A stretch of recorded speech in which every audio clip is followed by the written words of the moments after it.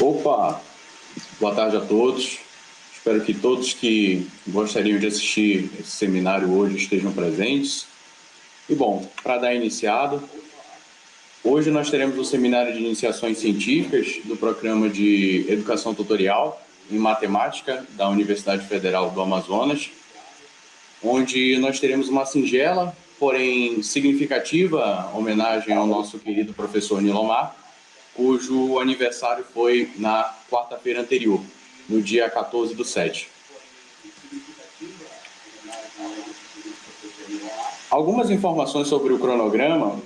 O nosso seminário ele vai consistir em 6 apresentações, onde uma delas vai ser realizada pelo nosso professor convidado, o professor Dr. Tiago Rodrigo Alves, e do Departamento de Matemática da UFAM, e as restantes elas serão feitas pelos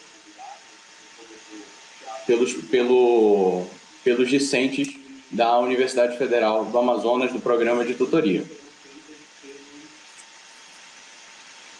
É relevante frisar que a apresentação do professor Tiago vai ser ali em torno de 50 minutos, já a dos discentes vai ser na faixa ali dos 20 minutos.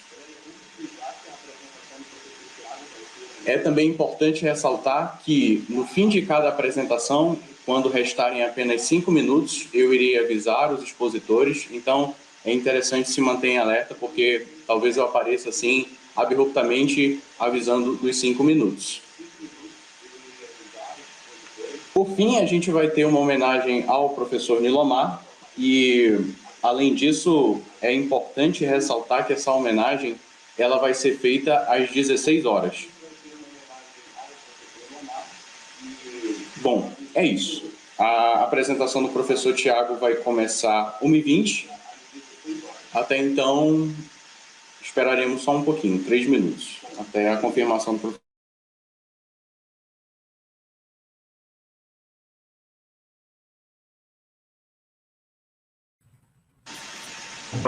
Pessoal, vocês me ouvem? Eu acho que eu tinha desligado o microfone. Sim. O senhor tinha desligado o microfone. Ok, agora estão me ouvindo, né? Tá bom, eu vou compartilhar aqui, desculpa. Eu estava com o microfone desligado. Deixa eu compartilhar aqui então agora. Já está compartilhado, eu acho, minha tela, né? Professor, ainda não. O senhor tinha compartilhado, mas agora... Mas eu falo assim, está compartilhado, só que não está a apresentação ainda, é isso? Isso, exatamente. Tá bom, ok. Eu vou colocar a apresentação agora, então.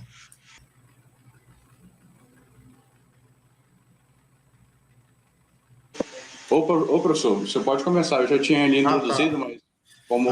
Ok. Estou com problema aqui. Sem problema. Não, tá bom. 50 minutos, né? Vou marcar aqui. Qualquer coisa, vocês me interrompam, porque eu não estou conseguindo ver o chat privado aqui. Porque eu 5 minutos eu aviso o senhor do encerramento, tudo bem? Tá bom, ok. Bom, então tá. Então, vou começar aqui a apresentação, vou marcar 50 minutos.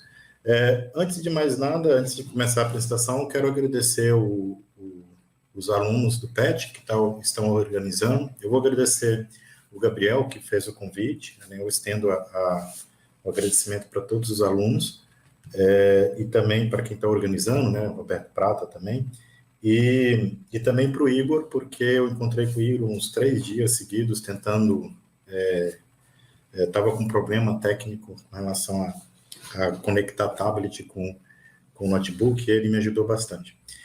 Bom, hoje eu vou falar um pouco sobre abscissas de convergência de série de Dirichlet. Eu vou ser o menos técnico possível na minha apresentação. Não vai ter demonstração, né? No máximo alguma justificativa mais ou menos fácil no que diz respeito a séries, convergência de série, mas eu vou tentar evitar tecnicalidade. E eu quero iniciar dizendo para vocês um pouco sobre esse título, né? A gente tem uma primeira parte que é abscissas de convergência, a segunda que seria a série de Dirichlet. O que é abscissas de convergência? Durante a apresentação, o objetivo é, de fato, apresentar para vocês o que significa, né, abscissa de convergência. Mas série de Dirichlet eu já quero dizer para vocês, já no primeiro slide, o que é uma série de Dirichlet. Então, uma série de Dirichlet é uma série, nada mais do que uma série, e ela é uma série dessa forma que está no slide. Uma série dessa forma aqui. Essa série, você soma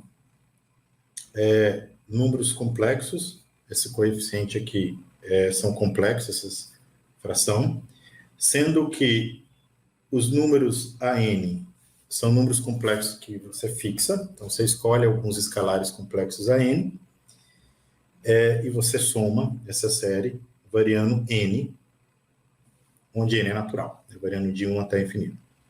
E quem é esse S? Bom, esse S a gente olha como sendo uma variável complexa. Então, você pode olhar essa série de maneira um pouco informal, como se fosse mais ou menos uma função, não é exatamente uma função, porque a gente não sabe se essa série converge, né? Dependendo do S que você escolhe, ela pode não convergir. Mas, grosso modo, você pode pensar, não rigorosamente, como se fosse uma função que para cada S, variável complexa S, você teria um determinado valor, que seria essa somatória. Né? Bom, como a gente não sabe se ela converge ou não, a gente coloca essa palavra aqui, formal. Essa palavra formal quer dizer que, de fato, você está olhando essa série, vocês podem pensar assim, como sendo uma série que você tem os símbolos ali representando a série, mas que ela pode convergir ou divergir dependendo do S que você coloca. Ou seja, a gente não está preocupado muito com a convergência agora, nessa definição. Para poder ficar claro, né, o que seria uma série de Dirichlet, de fato, eu quero começar com um exemplo, né, com um exemplo específico, que é um exemplo de uma função que é famosa e que é um caso particular de uma série de Dirichlet, que é a função zeta de Riemann.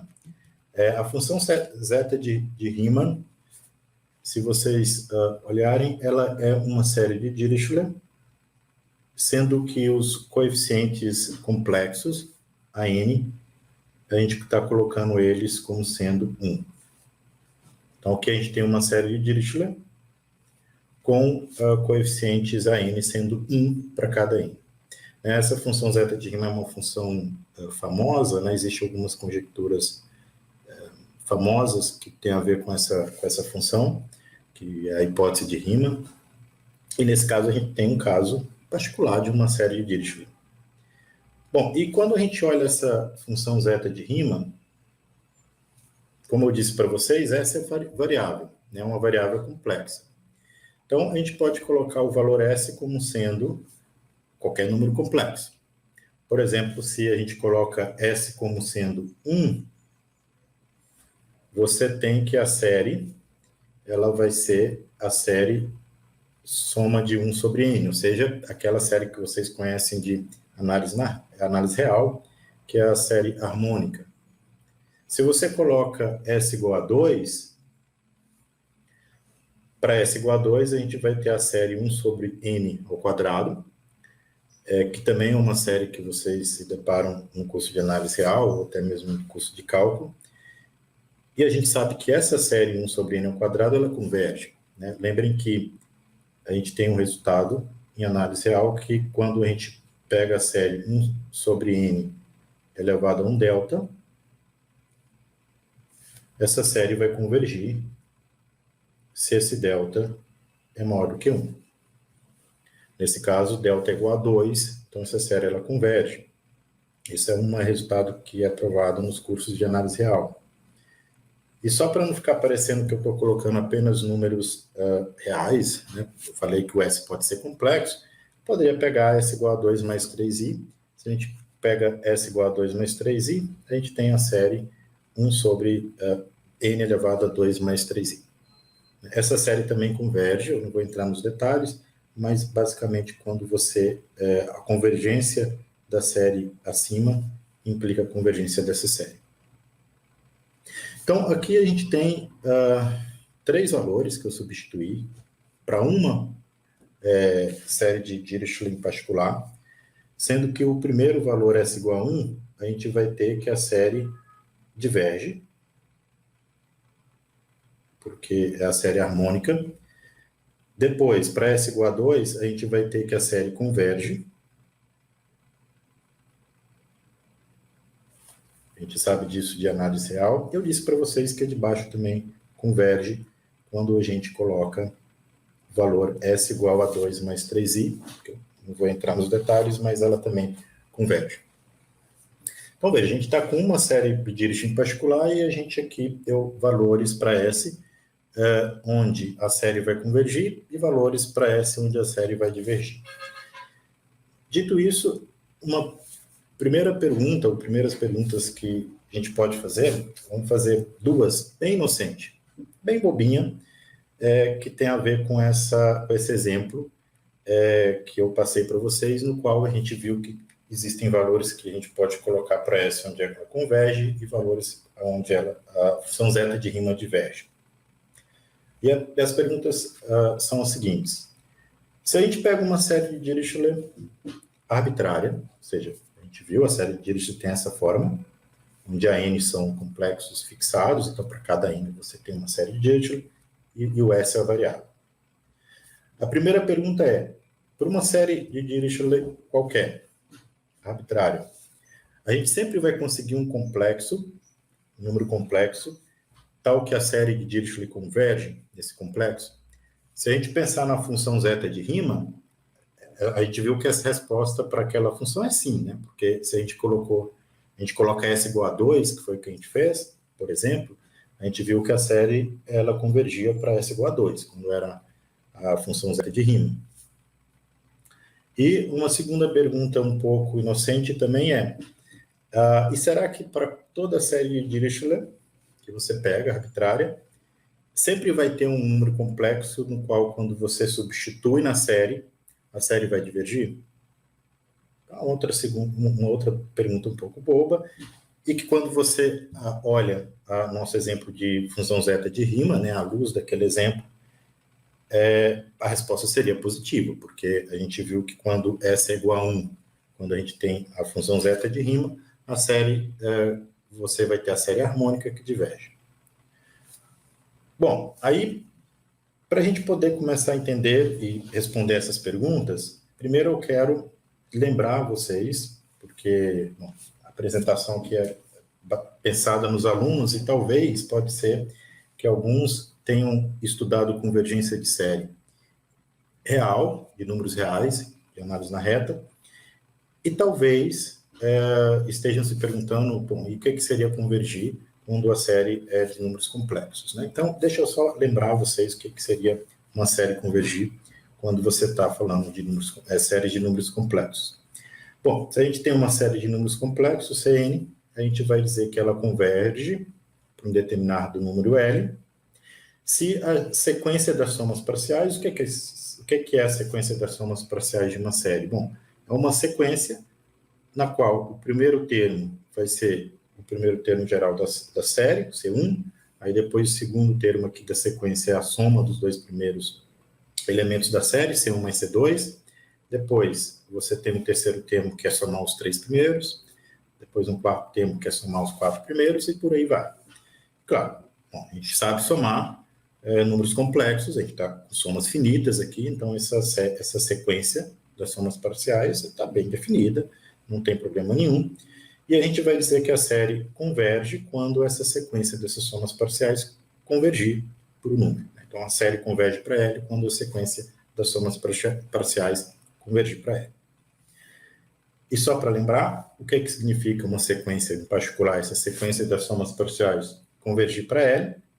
Significa que sempre que você pega um epsilon positivo, você consegue um n0 natural, tal que se n é maior ou igual a esse n0, os termos da sequência das somas parciais, ou seja, as somas parciais para todo n maior que n0, está próximo de L a menos de epsilon, ou seja, dista de menos de epsilon de L. Ou seja, quando você caminha a sequência, em algum momento, para um n0 muito grande, você começa a ficar tão próximo quanto você deseja do número L e não sai mais daquelas proximidades, né?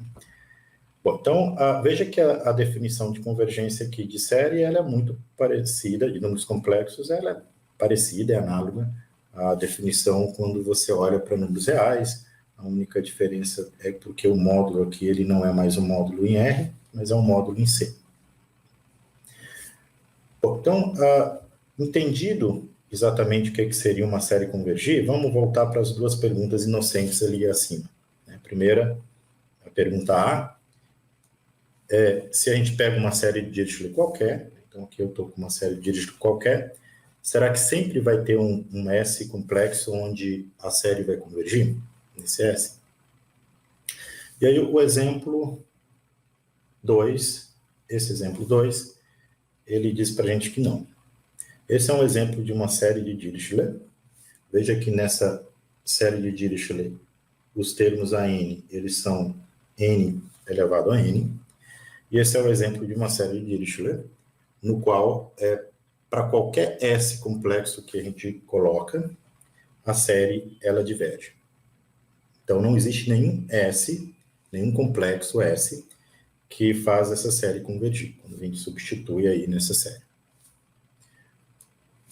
Eu não vou fazer as argumentações desse exemplo com detalhe, mas eu só quero ressaltar que a maneira como a gente pode justificar e provar, e em 2 ou 3 linhas era possível provar, mas eu não quero entrar nos detalhes, é usando esse lema. Esse lema, assim como lá no caso de análise real, lembrem que uma série vai convergir, uma série de números reais converge se o limite dos termos gerais vai para zero, do CI. Nesse caso aqui, quando você tem série de números complexos, acontece o mesmo. Uma série converge, se ela convergir, o limite dos termos gerais vai para zero. É uma condição necessária para que a série convirja. Então, usando esse lema, a ideia para poder justificar esse exemplo seria olhar esses termos gerais da série e provar que não vai para zero, que o limite não vai para zero. De fato, esse limite ele não vai para zero. Se a gente passa o módulo, a gente consegue provar que isso vai para infinito, tende para infinito.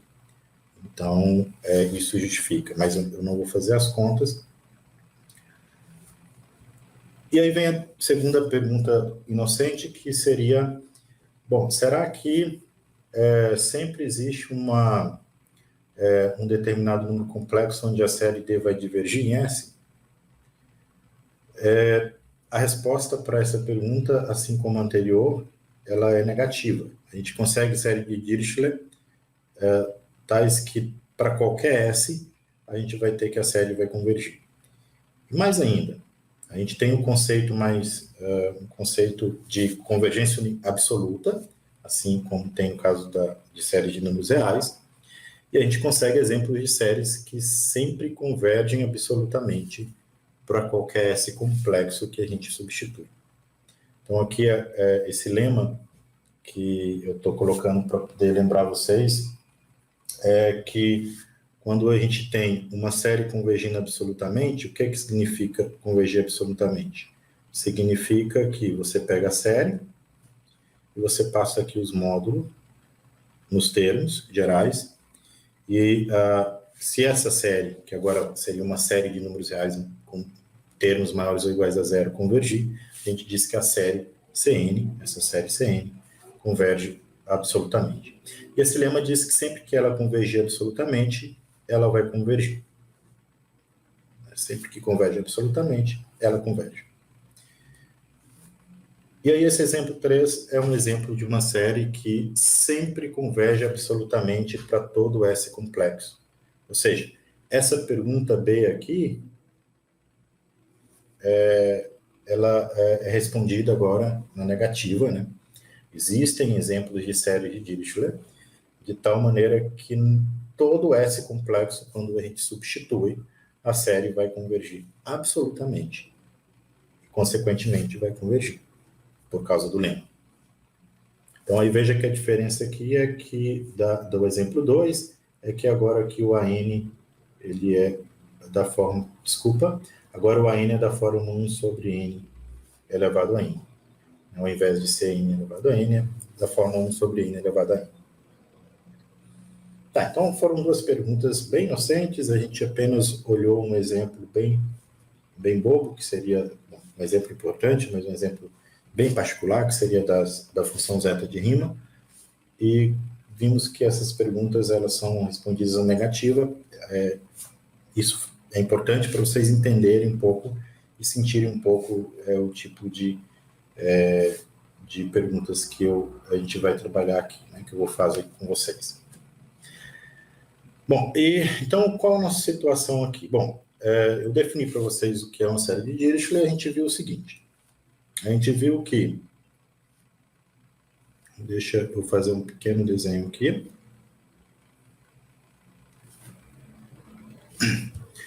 Bom, se a gente pega o plano complexo, que é o plano complexo, e a gente pega uma série de Dirichlet, vamos fixar aqui uma série de Dirichlet.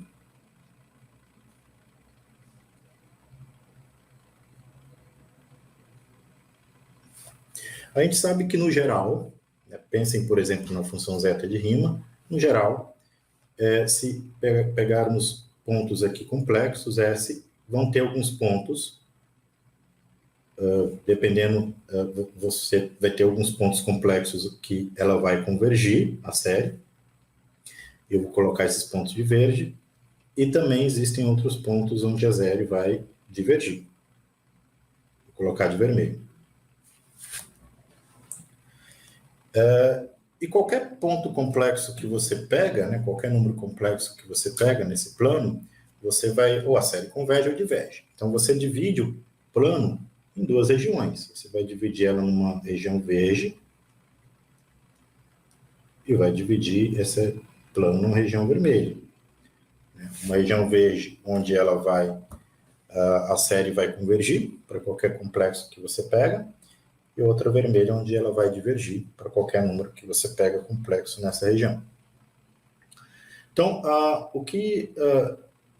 nosso objetivo ou a pergunta principal aqui dessa primeira parte da apresentação é: como seriam essas regiões? Como seria essa região verde com essa região vermelha? Será que a região onde a série converge, ou seja, a região verde, é constituída de triângulos? Será que é de quadrado? Será que são discos? Como que é a forma dessas regiões? E para poder ficar ainda mais claro o que é que eu quero dizer com domínio de convergência de uma determinada série de Dirichlet, eu quero lembrar vocês um resultado que vocês veem, para quem já estudou, mas para quem não estudou não tem problema, porque eu acho que vai dar para pegar a ideia. Em variáveis complexas, vocês estudam séries de potência. Séries de potência de números complexos. Uma série de potência é desse tipo. Aqui a gente está com uma série de potência em torno de zero, bem particular, mas uma série de potência é desse tipo. Veja que essa série de potência você tem escalares complexos que estão sendo fixados a n, parecido com o caso da série de Dirichlet. E as variáveis aqui, a variável complexa é z. Então você faz a n, aí, em vez da série de Dirichlet, na série de Dirichlet a gente divide por n elevado a s, aqui ao invés de dividir por n elevado a s, a gente multiplica por z uma potência n, ou seja, uma série de potência, sendo que z é a nossa variável complexa. Então essa é uma série de potências. E vocês veem, para quem já viu em variáveis complexas,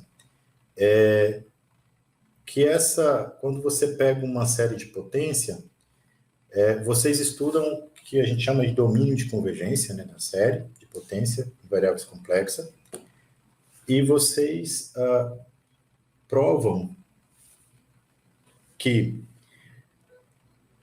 quando você tem que sempre existe um determinado valor R, esse R pode ser infinito porque a série de potência pode convergir em todo o plano. Mas vamos pensar que esse R seria só um número real, né, para poder ficar mais intuitivo. E vocês sabem que, no geral, você pode ter R como sendo infinito, mas vamos pensar que a nossa série de potência ela tem pontos onde ela diverge. Então, você sabe que sempre vai ter, nesse caso, um número real R, onde, quando você tem valores com módulo complexo, com o módulo deles menor que R, a série vai convergir, e mais ainda, vai convergir absolutamente. Esse é um resultado que é visto em variáveis complexas. E, por outro lado, quando você tem o módulo desses valores estritamente maior do que R, aí a gente vai ter que a série diverge. Então, ou seja, a gente está dividindo o plano em duas regiões, uma que é constituída de valores com módulo menor que R, outra com módulo maior do que R. Bom, mais ou menos duas regiões, porque você tem também os valores iguais, né? Módulo igual a R, mas são duas regiões onde numa delas a série converge, e mais ainda converge absolutamente, em outra ela diverge. Esse R, ele é chamado lá no curso de raio de convergência da série. E por que raio de convergência? Porque se vocês pensarem um pouquinho em como seriam essas regiões aqui de convergência absoluta e divergência, onde a série converge e diverge, vocês vão ver que essas regiões são a região de convergência, o domínio de convergência é um disco. Quando você pega uma determinada série de potência, f de z igual a somatória de AN, z elevado a n de 0 a infinito, a gente sabe sempre que vai existir um R de tal maneira que, se a gente pega pontos aqui nesse verdinho, por exemplo, um Z0, a série de potência ela vai convergir nesse Z0, ou seja, qualquer ponto que a gente pega nessa região, nesse disco, nesse verde, a série de potência converge, mais ainda converge absolutamente. Esse é o resultado que vocês veem em variáveis complexas. E se tiver na região vermelha, vou pegar um Z1 aqui, essa região vermelha, a gente vai ter que essa série, aí fica o Z1, ela vai ser uma série divergente nesses pontos. E quando for valores iguais, né, o módulo for igual a R, a gente não pode dizer nada. Né? A gente prova isso também nos cursos. Bom, aí, à luz desse estudo, que é feito lá no curso de variáveis complexas, ou seja, lá naquele curso, vocês estudam o domínio de convergência de série de potência. É esse o tipo de pergunta que a gente está fazendo aqui para a série de Dirichlet, né? Será que a região onde o domínio de convergência de uma série de Dirichlet também seriam discos? Talvez. Então, essa é a pergunta primeira que eu vou responder, e, de fato, eu vou apenas enunciar aqui um resultado que diz que, se a gente tem uma série de Dirichlet,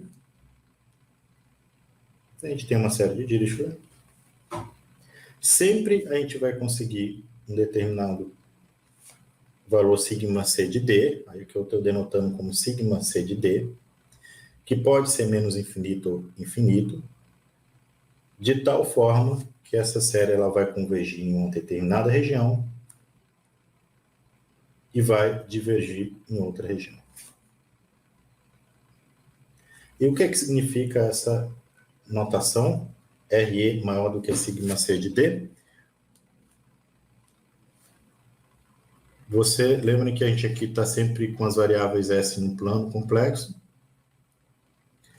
E quando eu ponho RE maior do que sigma C de D, significa que a gente tem o sigma C de D um número real. E aí a gente pensa na reta cortando esse sigma C de D. Então, ou seja, sigma C de D está na abscissa, né? Por isso que é a abscissa de convergência. E o que o teorema está dizendo é que quando você está à direita, a série de Dirichlet vai convergir, e quando você está à esquerda, ela vai divergir. Então, no caso de série de Dirichlet, quando a gente vai estudar os domínios de convergência, o domínio de convergência, né, você separa, no sentido plano 2, em duas regiões que são semiplanos. Né? Um semiplano onde ela converge, outro semiplano onde ela diverge, E é importante ressaltar que quando você pega sobre a reta, não se pode dizer nada. Ela pode convergir, divergir. Então, tem exemplos onde converge, diverge, tem exemplos onde ela vai convergir em alguns pontos, divergir em outros, que não são triviais, esses exemplos, mas existem. E esse valor sigma c de d é que a gente chama de abscissa de convergência, ou seja, é a abscissa que separa o plano em duas regiões, onde você pode dizer que, olha, nessa região a série de Dirichlet vai convergir pontualmente, e nessa outra ela vai divergir. Então, qual seria a situação que a gente tem? Bom, o desenho que eu fiz no slide anterior, a situação é, a gente tem um determinado valor, sigma c de d, no qual, quando você olha à esquerda, a série sempre vai convergir, à direita, desculpa, e à esquerda, ela sempre vai divergir. É aí que eu estou pensando numa série de Dirichlet que não converge nem diverge em todos os pontos, né? Ou seja, vai existir esse sigma c que vai dividir o plano em dois. Essa série de Dirichlet não vai convergir nem divergir em todos os pontos, nesse exemplo que eu estou passando para vocês via esse desenho. Mas, da mesma forma que a gente pode se perguntar sobre a questão do domínio de convergência de uma série de Dirichlet pontual, ou seja, você pega um S, fixa um S, e você gostaria de saber se a série vai convergir ou divergir nesse S complexo, a gente pode também se perguntar sobre o domínio de convergência absoluta. E o que eu quero dizer com domínio de convergência absoluta? Bom, se a gente tem uma série de Dirichlet, a N, sobre NS, essa série de Dirichlet, bom, ela pode convergir, então você tem a ideia de convergência dela, vou colocar aqui DS. Mas a gente pode se perguntar também se ela converge absolutamente. E o que seria convergir absolutamente? Qual a ideia a definição de convergir absolutamente? É você pegar a série e passar um módulo nos termos. E a gente vai ter que essa série ela vai convergir. Se ela convergir, a gente vai dizer que a série acima converge absolutamente. Então, a série acima, nesse caso, vai convergir absolutamente. Como eu passei agora mesmo um lema para vocês, sempre que ela converge absolutamente, ela vai convergir. Então, se você coloca aqui converge, a gente tem que sempre, quando ela converge absolutamente, ela vai convergir. Passei o lema agora mesmo. Mas o contrário não é verdade, a gente vê isso em análise real mesmo. Existe exemplo de séries que convergem, mas não convergem absolutamente. Logo, quando você analisa os valores complexos S, onde a série de Dirichlet converge absolutamente ou não, esses domínios, a princípio, podem ser diferentes. Então, se a pergunta agora vamos tentar ver como são as regiões do plano, como são divididas as regiões do plano, onde a série de Dirichlet vai convergir absolutamente ou não, é uma outra pergunta, a princípio. Agora, a região talvez não seja semiplanos. Pode ser que as regiões agora sejam quadrados, sejam triângulos, sejam discos, não sei.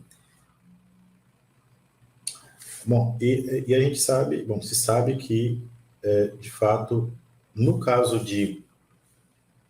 dessa pergunta de domínio de convergência absoluta, ainda, nesse caso, sempre vai existir um determinado número real, que a gente está denotando aqui como sendo sigma de D, onde a série ela vai convergir, absolutamente quando a gente pega o semiplano à direita, desse sigma de D, e ela vai divergir, quer dizer, ela não vai convergir absolutamente quando a gente olha à esquerda. Então, aqui a gente vai ter uma convergência absoluta quando a gente olha à direita, nessa região, e ela não converge absolutamente, ou seja, aqui ela converge absolutamente, e aqui ela não converge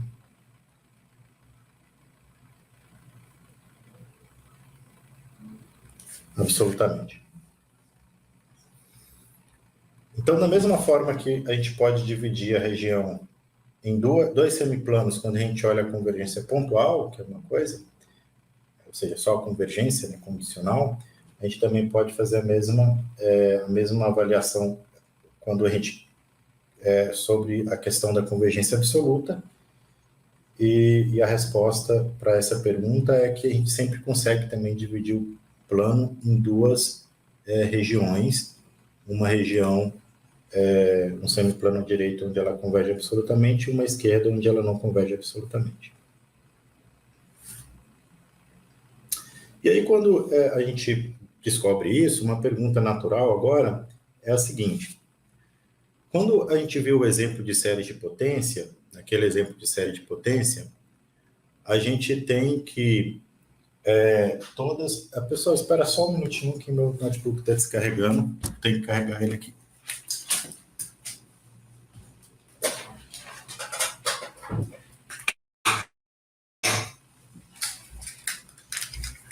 Pronto, desculpa, essas coisas acontecem, senão depois ele ia desligar.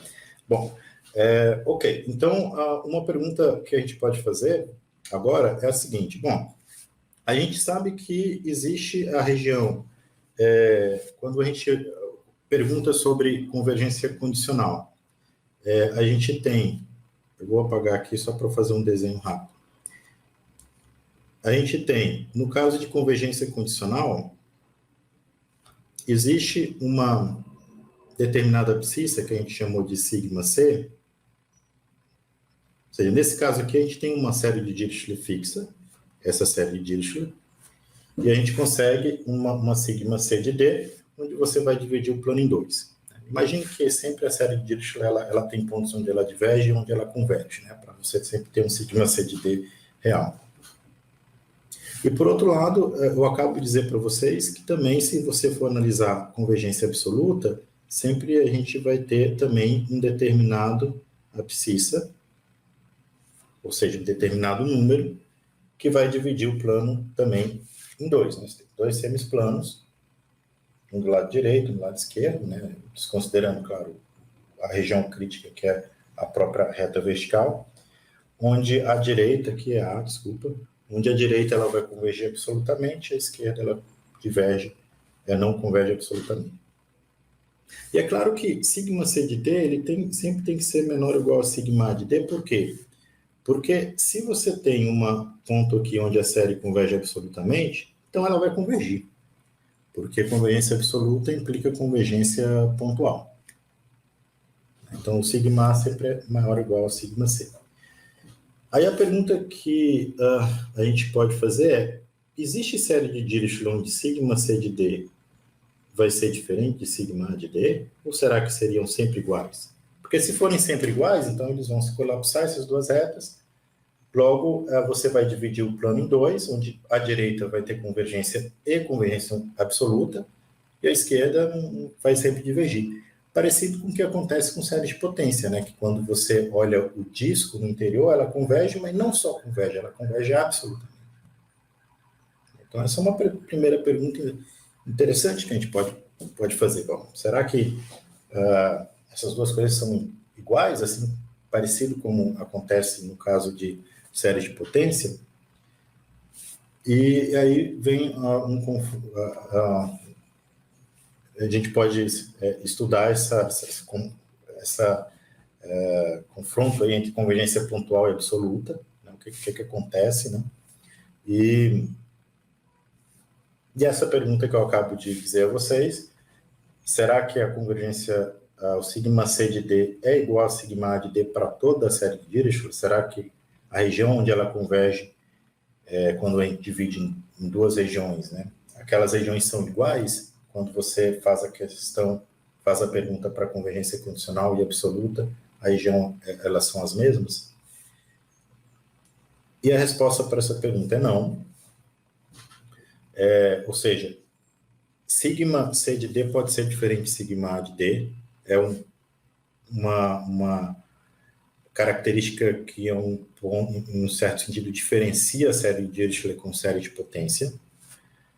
E o exemplo que responde essa pergunta, não vou justificar os detalhes, ele é um exemplo simples de série de Dirichlet, porque o que você faz no lugar dos AN, a gente coloca menos 1 elevado a n.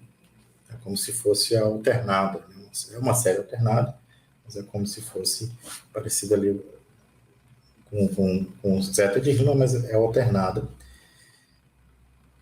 E quando a gente pega essa série de Dirichlet, é possível a gente provar que quando a gente olha a abscissa de convergência absoluta, ela vai ser 1. O que isso significa? Significa que quando a gente pega a abscissa de convergência absoluta, ou seja, você vai ter aqui, vai ser igual a 1, ou seja, à direita você vai ter a convergência absoluta e à esquerda a gente não vai convergir absolutamente.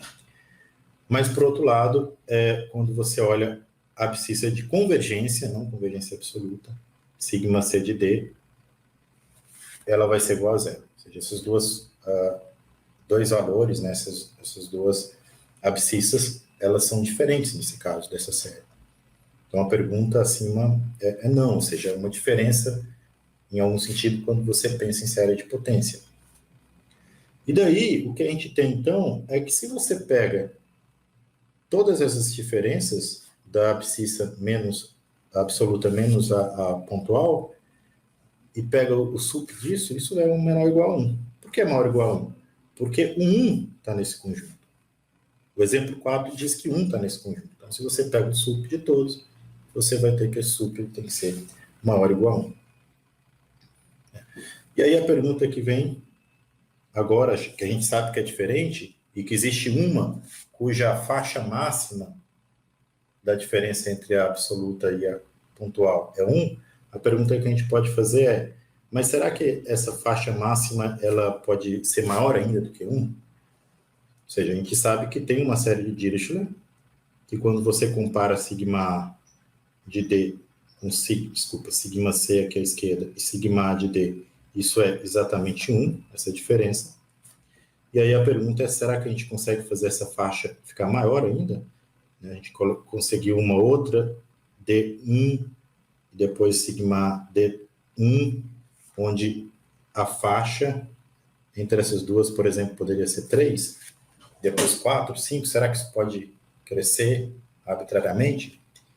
Se a gente prova que não, né, que é limitado, aí a outra pergunta também interessante seria, tá, mas então qual seria o máximo? Qual seria esse valor de T? E a resposta para essa pergunta é um teorema que não é difícil de demonstrar, mas eu não vou demonstrar aqui. Eu só coloquei a demonstração, mas não vou fazer a prova. Eu coloquei por um motivo, eu quero que vocês vejam que a prova é pequena e é rápida. Mas a resposta para a pergunta é que aquele T, ele de fato ele é limitado, você não consegue série de Dirichlet que vai crescendo arbitrariamente, aquela faixa vai ficando cada vez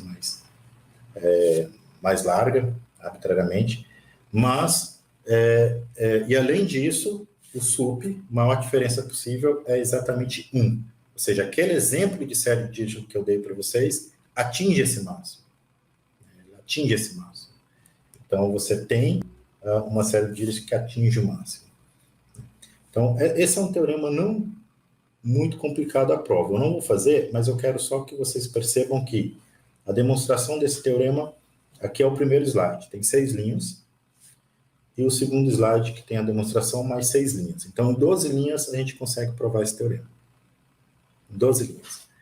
E aí a situação que a gente tem, então, agora a gente tem duas dois números reais, em geral, vamos pensar que a série de Dirichlet, como eu sempre falei, não diverge, não converge todo a região, né? Vamos pensar que tem pontos onde ela diverge e converge, porque assim a gente pode garantir que tem dois números reais, sigma C de D e sigma A de D, que divide o plano agora em três, né? Porque vai ter uma região onde a série sempre vai divergir, vai ter outra região onde ela vai convergir, mas não convergir absolutamente, e vai ter uma terceira região onde ela vai sempre convergir absolutamente.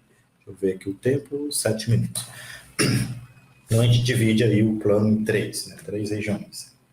Isso é o que a gente tem até agora.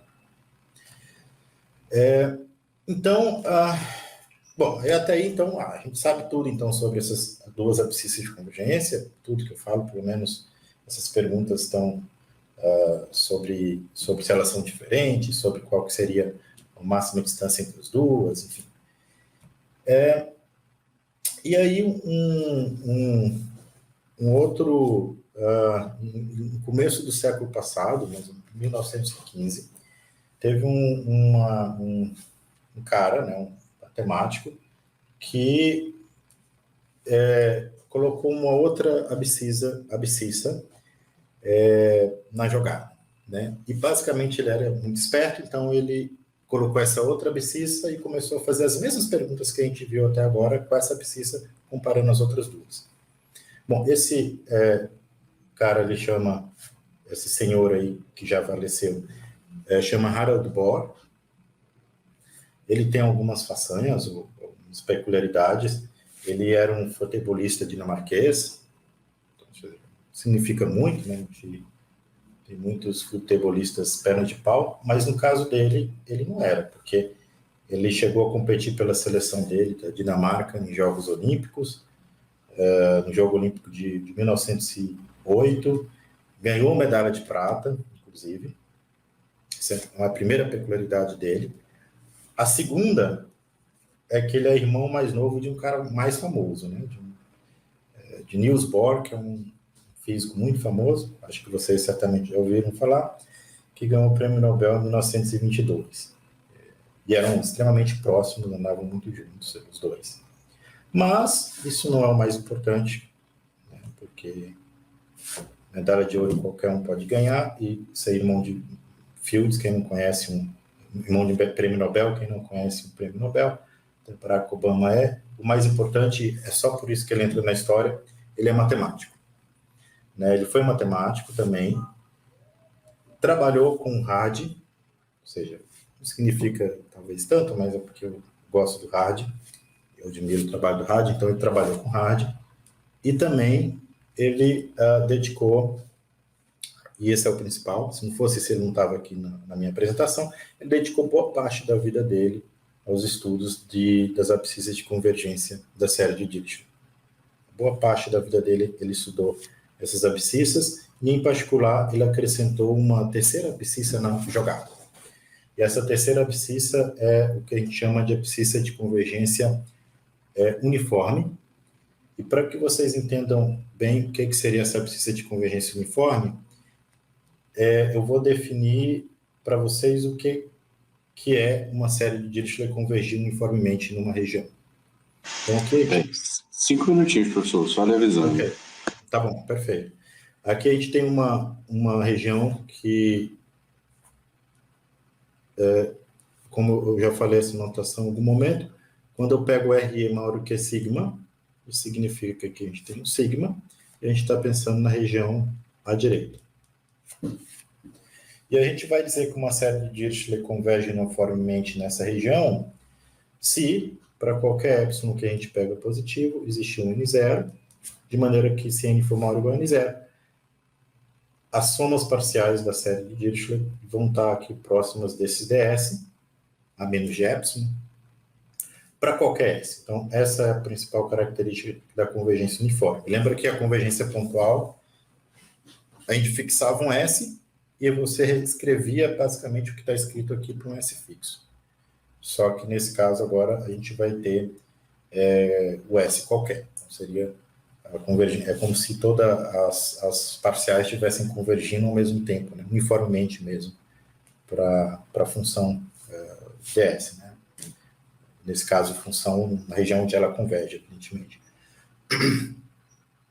Bom, e aí com isso ele introduz uma outra abscissa, e essa abscissa seria, a gente denota aqui como sigma DIL, que é a abscissa de convergência uniforme. É fácil, não é difícil, pelo menos, provar que você tem sigma C de D sempre menor ou igual a sigma U de D, que é sempre menor ou igual a sigma A de D. E aí, com isso, a gente tem agora o plano dividido em 4 regiões, né? Tirando, evidentemente, essas retas que são críticas, que é uma região vermelha aqui, que eu estou desenhando, onde ela diverge, uma outra onde ela vai convergir, mas não vai convergir uniformemente, uma terceira onde ela vai convergir uniformemente, mas não absolutamente, e, por fim, uma onde ela converge absolutamente. Bom, aí o que o Bohr perguntou inicialmente e provou, repetindo as perguntas feitas sobre a convergência pontual e absoluta, é saber se essa sigma U vai ser igual ou diferente da sigma C, se vai ser igual ou diferente da sigma A. Isso para toda a série de Dirichlet. Claro que para cada série de Dirichlet a gente vai ter uma abscissa pontual, uma abscissa uniforme e uma abscissa de convergência absoluta. E aí, eu vou só rapidamente enunciar aqui as perguntas que foram feitas por Bohr e o que ele conseguiu responder. A primeira pergunta é exatamente comparar a abscissa uniforme com a pontual. Será que existe uma série de Dirichlet onde esses dois valores são diferentes? A resposta é sim, ele conseguiu provar que sim. A segunda pergunta que ele fez foi comparar essas abscissas de convergência uniforme agora com a absoluta. Será que existe alguma onde é diferente? Ele respondeu na positiva, sim. E essas construções são muito difíceis. Não é só um exemplo fácil que eu dei agora mesmo para vocês, não, de menos 1 elevado a n, dividido por n elevado a s. É muito difícil as construções. E aí a pergunta parecida com o que também foi feito lá no nosso caso da pontual e abscissa e absoluta, é saber a faixa máxima entre a diferença entre a sigma U e a sigma D. Qual que é a faixa máxima? E ele respondeu essa também, ele provou também a 1, assim como era a faixa máxima da absoluta e a pontual. E depois, por fim, ele perguntou como seria a faixa máxima entre a absoluta e a uniforme, porque já que é diferente, né, está aqui na pergunta 2. Nessa aqui ele não conseguiu uma resposta precisa, o máximo que ele conseguiu é que a faixa máxima ela vai estar entre 1/4 e 1/2. Foi o máximo que ele conseguiu. E esse problema não é um problema aberto, mas porque ele foi resolvido 15 anos depois, ainda na primeira metade do século passado, por esses dois matemáticos, Frederic Bonneblust e Einar Carl Heil, que provaram que a faixa máxima entre absoluta e uniforme é meio. E é atingido. E essa demonstração ela é extremamente difícil, muito difícil, e não é só 2 páginas de slide, ela exige pelo menos umas 40 páginas, 50 páginas para escrever todos os detalhes. E para poder fazer uma propaganda e terminar, para quem quiser ver essa demonstração difícil, desse último resultado que eu coloquei para vocês,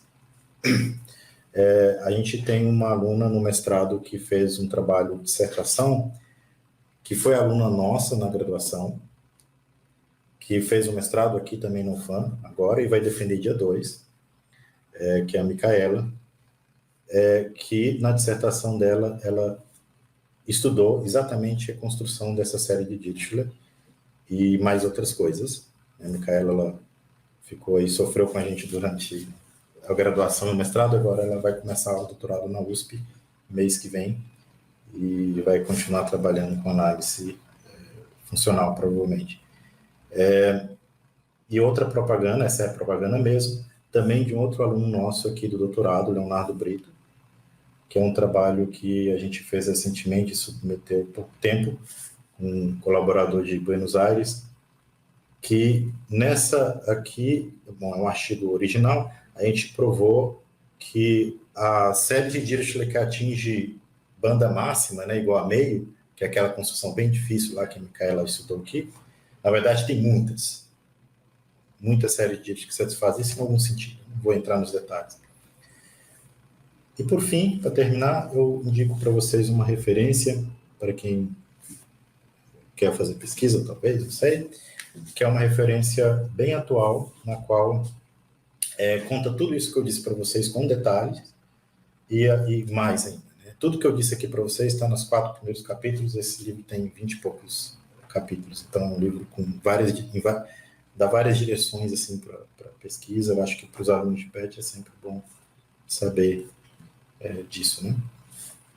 Bom, eu acho que eu passei uns 2 minutos, mas obrigado, pessoal. Eu não consigo ver vocês, é muito difícil apresentar sem ver, mas tudo bem. Nenhum problema, professor. Vamos só ver aqui se tem alguém que gostaria de se manifestar no chat. Se tiver alguém que tenha vontade de falar alguma coisa a respeito para o professor Tiago, alguma colocação breve, gente, porque a próxima apresentação já vai ser daqui a pouquinho.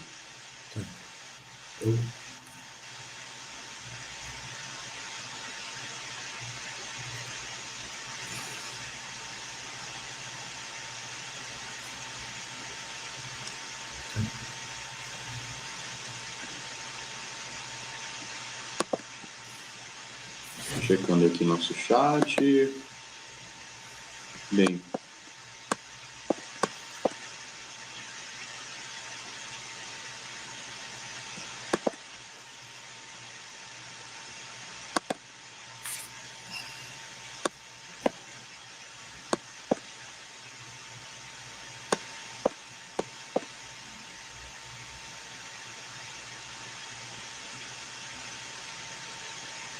Gleison disse que é uma excelente apresentação do professor Tiago. Muito interessante o tema abordado. Realmente, muito interessante, professor, sua apresentação.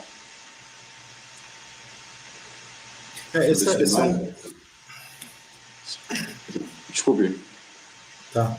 Não, eu só ia comentar que eu tentei... Esse é um tópico muito técnico, em algum sentido, e aí eu tentei fazer mais desenho para que as pessoas consigam, pelo menos, pegar a ideia dos problemas, né? Com certeza, sim. É algo que, não, assim, ingenuamente seria abordado em 50 minutos, mas que a gente sabe que realmente daria assim, um trabalho enorme. Realmente. Bom, pessoal, como ninguém se manifestou, obrigado, professor, pela sua participação. Gostamos muito. Eu que agradeço o convite, né, para fazer a apresentação, e eu vou acompanhar aqui os próximos. Tudo bem, professor. Até mais. Até.